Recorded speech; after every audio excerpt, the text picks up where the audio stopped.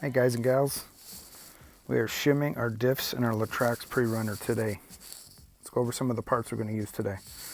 There's a full diff setup. I'm hoping the one in the front of the car is still okay. It's fairly new. This is a replacement spur gear. Not sure if we need it, but I thought I'd buy it in case we're gonna. Good to have on hand anyhow. And I'm replacing 2 of the pinions. So the 2 larger gears, the ring gears, will be left over. I don't anticipate using them today, but again, good to have spares. And these are the shims we need today. They're by Kyosho. The fellas on the Facebook group that I'm part of, the Teton Rally pre-runner group, give me this valuable information about this mod.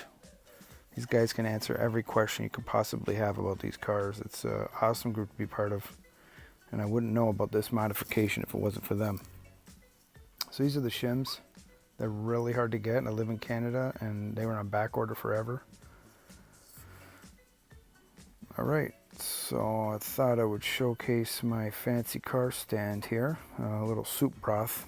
It's kind of weighted and it works quite well. Here at Philly BRC we're wasting the budget on parts, so I don't have a car stand just yet. Keeping it so low sodium for you fellas. Alright, so this part of the video is very similar to my differential replacement video. We have to basically take it all apart to expose the diffs in the front and the back, and that's where we're adding the shims to. I was going to cut this part out, but I figure why not just make it A to Z type of video and somebody can follow through. Apparently this modification is just dynamite because some of these fellas are getting these small 1/18 cars moving really quick, and I don't understand how, because we are stripping gears weekly with stock power. So I'm hoping, I have high hopes for this mod for sure. Just 2 different lengths of screws in this car. There's a bunch of them, maybe about 15 of them, but at least there's only 2 sizes. So pretty manageable, pretty easy to get this thing back together.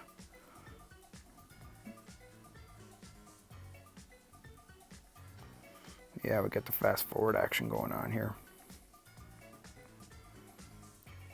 So the shims here, I was talking a bit about the shims. I got, like I said, they're really hard to get in Canada, and I ordered from eBay, and they're super expensive, like $3-4 each for those tiny little things that I showed you.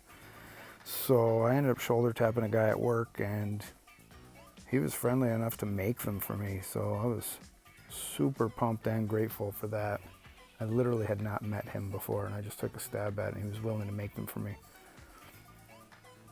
So I feel like the sizing of the shims I got aren't perfect, but I will go through those details later on when we expose the differentials, and I'm ready to put them in.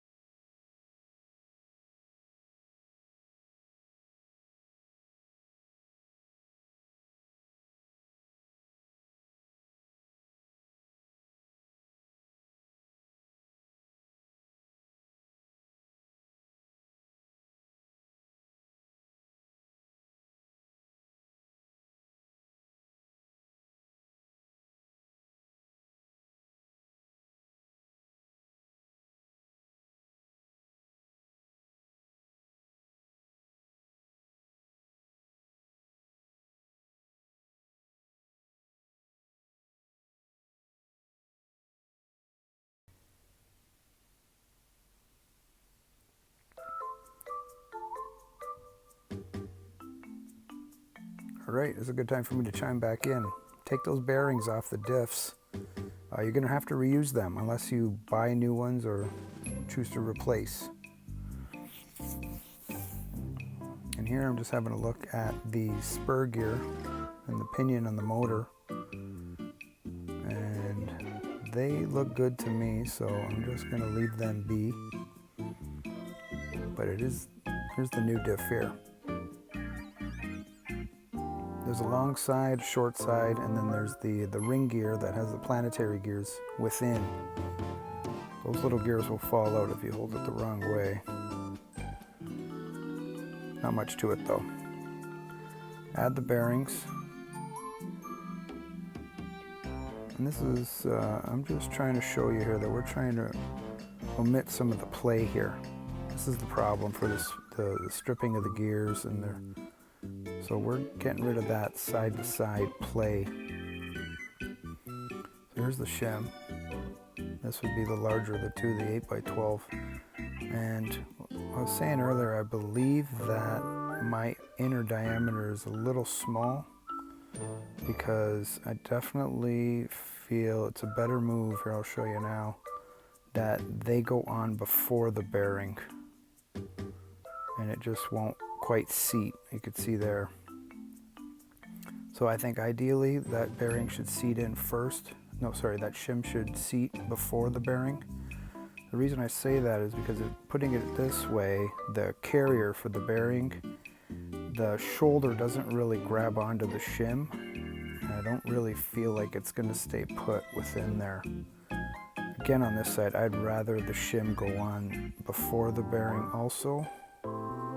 But for today, until I get new ones, I'm going to put them in there and try them.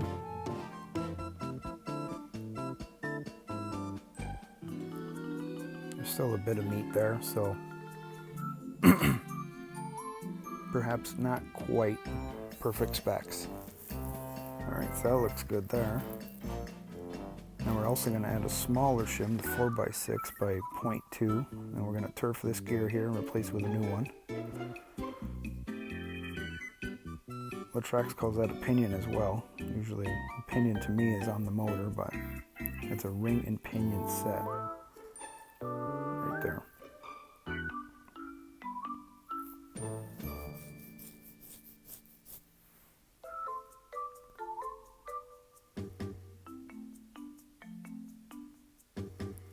So you'll see here the shim goes on after the bearing, and I'm content with this. So that's moving the pinion gear closer to the ring gear. So just ensure that the shim and the two bearings both seat. It's very obvious. They sit right down. You'll see almost like that click. And yeah, it's quite nice and tight. Now obviously you don't want it too tight either. Ensure that they move freely. Okay, we flipped around to the other side, same thing. Turf the old pinion, add one shim, and again, this is to your discretion. You may want to add a second or even a third. It seems like some guys get lucky and need none, and some guys need to add a couple. So, trial and error. There's the new pinion here. Beautiful.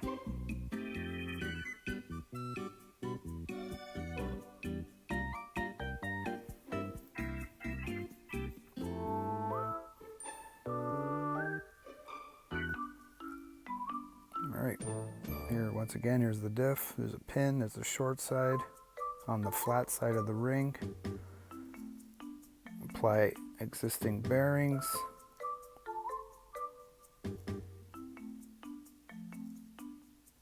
And typical on this side, add the shims.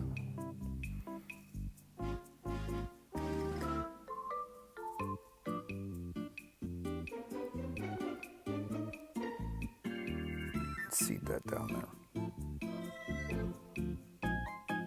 Still a bit of play. Perhaps we have room for another. Alright, that's the gist of it. So we're on the steering side of the car. I was trying to show you here that it's critical that there's a pin there that clicks into the chassis, and this will ensure there isn't any binding with the steering. Kind of hard to see, but definitely more noticeable once I turn the car around. You can see what I do on the other side. Okay, here it is. Ensure that that seats down into the chassis and that your steering is freed up. Alright, so basically we're just putting this thing back together. Put all the screws where you found them. Excuse me. That's the gist of the job.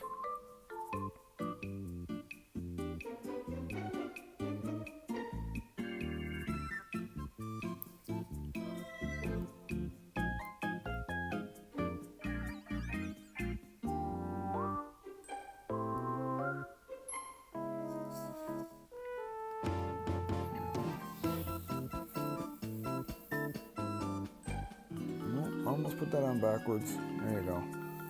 Mint. Okay, we'll button up this side as well. Don't squish my chicken stock box. I'll also be wearing it.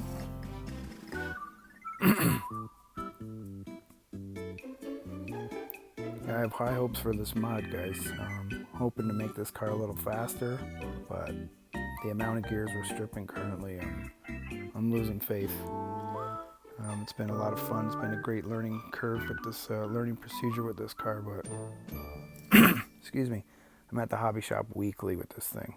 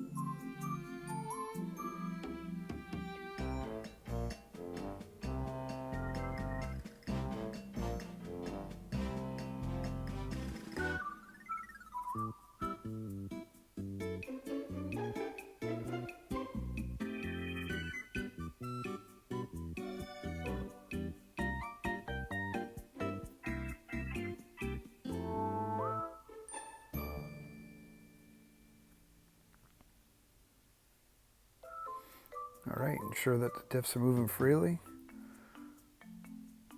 I think I kind of put the wrong screws in this spot.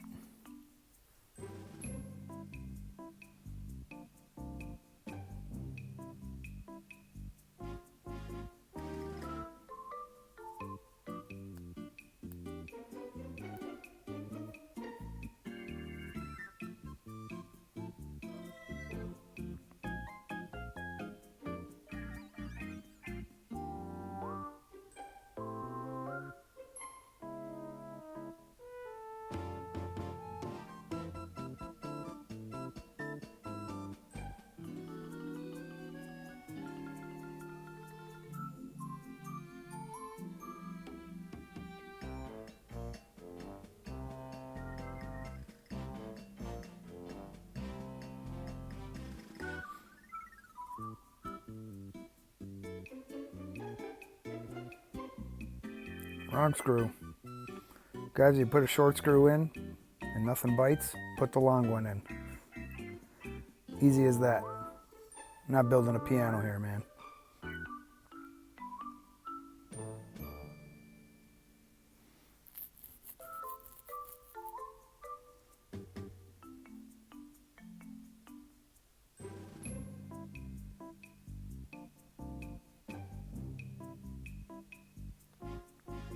There should be.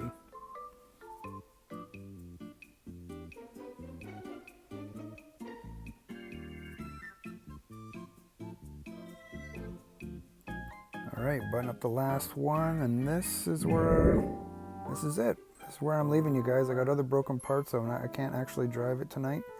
The steering is freed up. The diffs turn. I appreciate you guys watching. Please subscribe and stay tuned to Philly BRC.